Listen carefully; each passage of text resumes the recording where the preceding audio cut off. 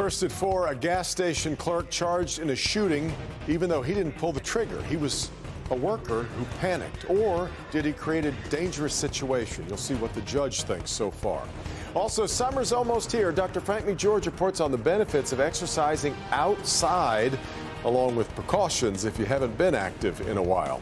But you may not be able to exercise outside tonight. Rain is moving in. A live look right now at cloudy skies outside. Forewarned weather team will give you the timing of some showers, maybe some thunder too. First at 4 starts now. Live from downtown Detroit, Local 4 News First at 4 starts now. Good afternoon, I'm Devin Skillian in for Karen Drew today. First at 4, we're watching the ExactTrack 4D radar as it moves into Metro Detroit. For some, the evening drive might be a little slow, in fact. Start things off here with first warn forecaster Ron Hilliard. Ron. Well, Devin, we are not looking at anything that's going to be too bad, but of course, any rain showers can make those roads slick, and if you have any plans out there, it could impact those plans this evening. Right now, things are looking calm out in Detroit. You see the Renaissance Center, Lafayette Park.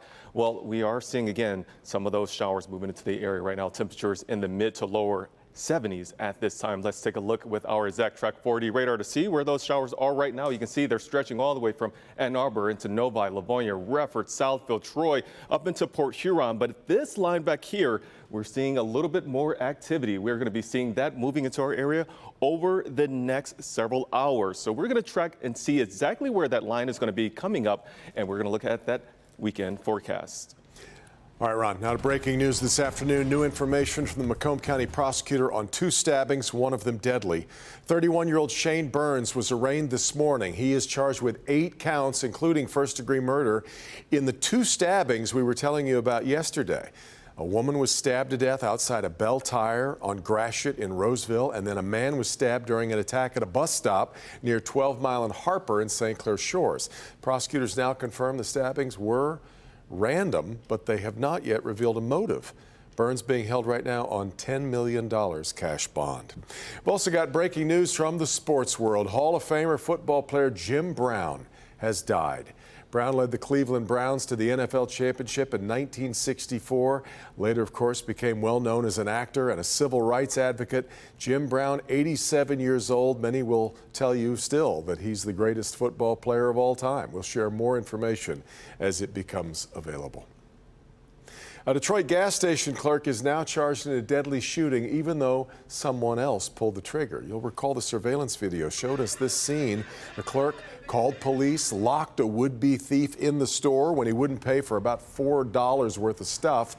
But 3 other people ended up trapped inside as well. And when that man started shooting a gun randomly, 1 person was killed, 2 others were wounded. Kimberly Gill now with what happened today in court. KG? Hi, Devin. Good afternoon. This case could break new legal ground as Wayne County prosecutors are charging the clerk with involuntary manslaughter for his actions during those terrifying moments. 22-year-old Al-Hassan Ayash was arraigned this morning on new charges. Prosecutors also revealed he was free on bond at the time of the gas station shooting for an unrelated case of road rage. In this case, prosecutors were pushing for $500,000 bail, while the defense was seeking a lower amount. Prosecutors now admit Ayash did unlock the door to the gas station seconds before that shooting began, but they say he didn't make that clear. The judge says the police report has details that bother her, while the defense argued Ayash was just trying to do his job in a store that had been robbed before. He's a young man. He panics in the situation. I'm not sure that's been tested before, that they're going to hold one individual criminally responsible for the intentional act of another. It wasn't just the locking of the door. It was a participation in escalation of this situation and then locking the door while people were begging to be let out.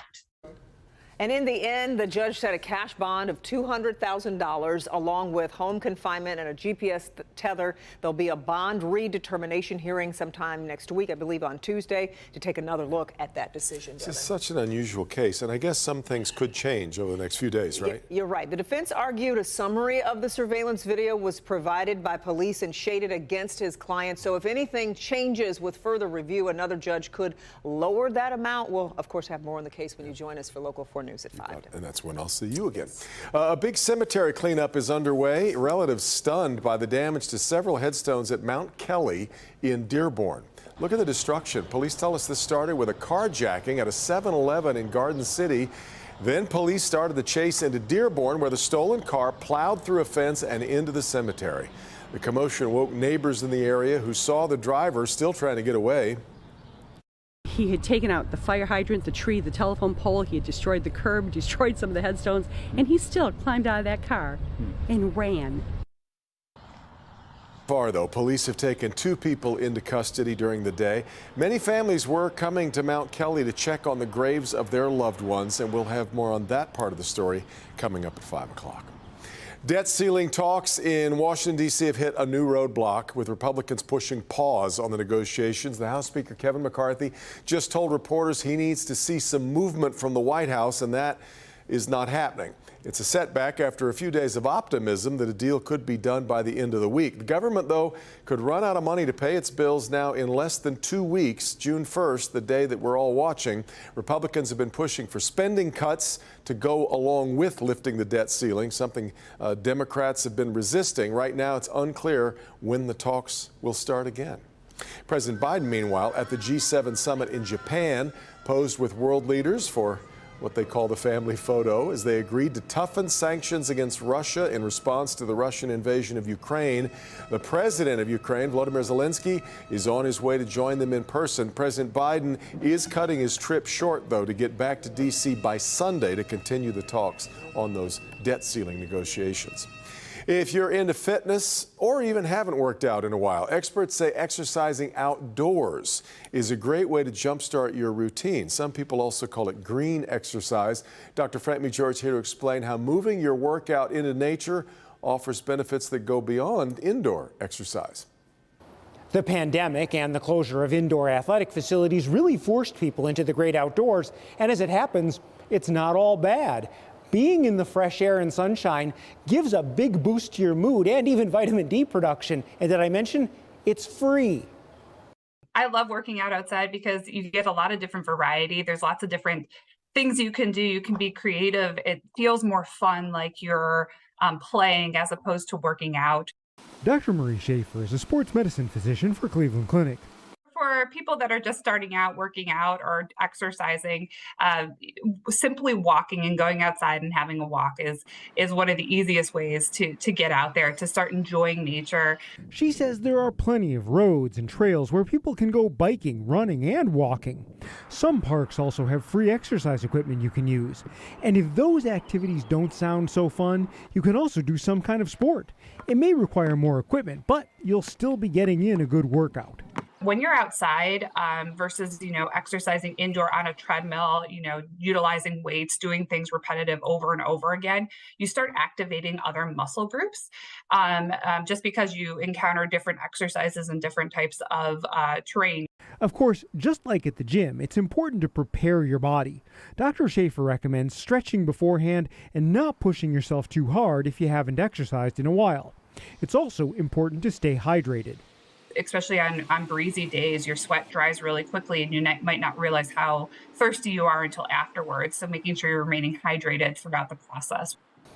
Now, if you have trouble sticking with exercise, making it social by finding a workout buddy or becoming part of a team can actually help hold you accountable and make it more fun overall. Back to you. All right, Doc. Experts say exercising outside also helps you get more out of your workout, because one study found taking a 15-minute walk outside boosted memory and concentration substantially more than walking for the same amount of time inside.